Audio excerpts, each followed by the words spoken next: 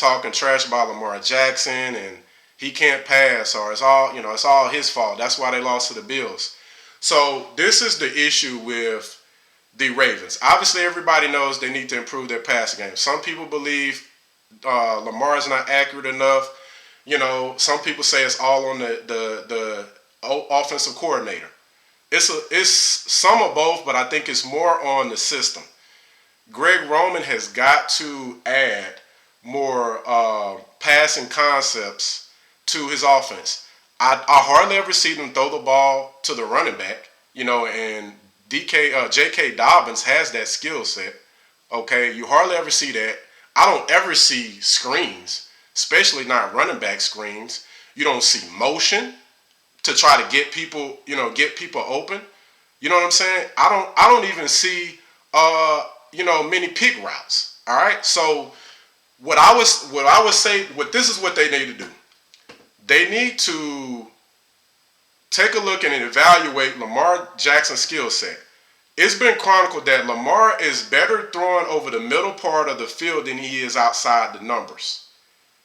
What I would do is I would look at New England's offense maybe about 3 years ago and look at trying to implement some of those concepts, because most of their offense is predicated off of inside the numbers. They would take some shots, but it was inside the numbers.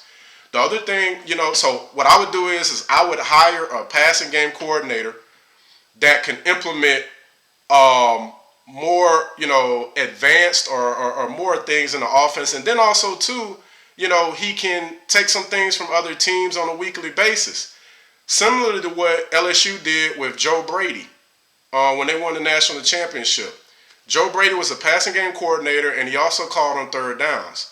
On a weekly basis, he would review the red zone for every NFL team every NFL game on a weekly basis, and see what he could implement into the game plan each week. That's part of the reason why they were so hard to defend. That way, it gives the offensive coordinator ability to focus on other things. So it's just to distribute duties differently.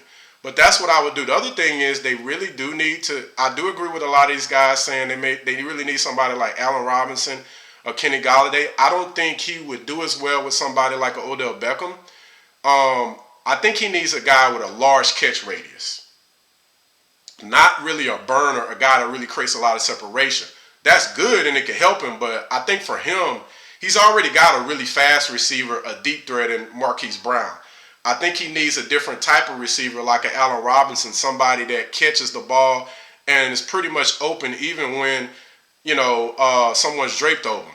You hear this when people say, oh man, 50-50 balls for somebody like Allen Robinson is really like an 80-20 or 90-10.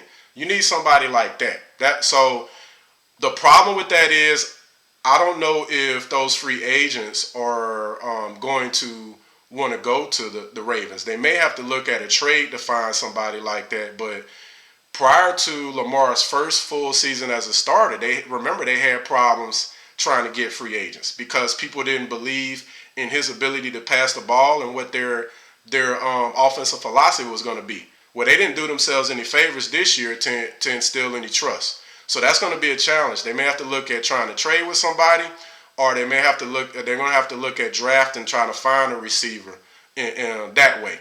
So that's the way I look at it with Lamar Jackson, and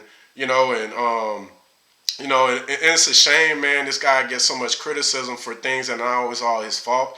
It's felt all on his shoulders. That offense, everything is fell on his shoulders this whole year, and he's taken a lot of criticism. And to his credit, he's handled it well. And so, I really like to see this guy succeed because of the person he seems to be. Seems to carry himself well. He doesn't really seem to take shots at anybody or say negative things and stuff. He seems to be a really, really good dude, man. So, shout out to Lamar Jackson. I wish him the best moving forward, man. And the last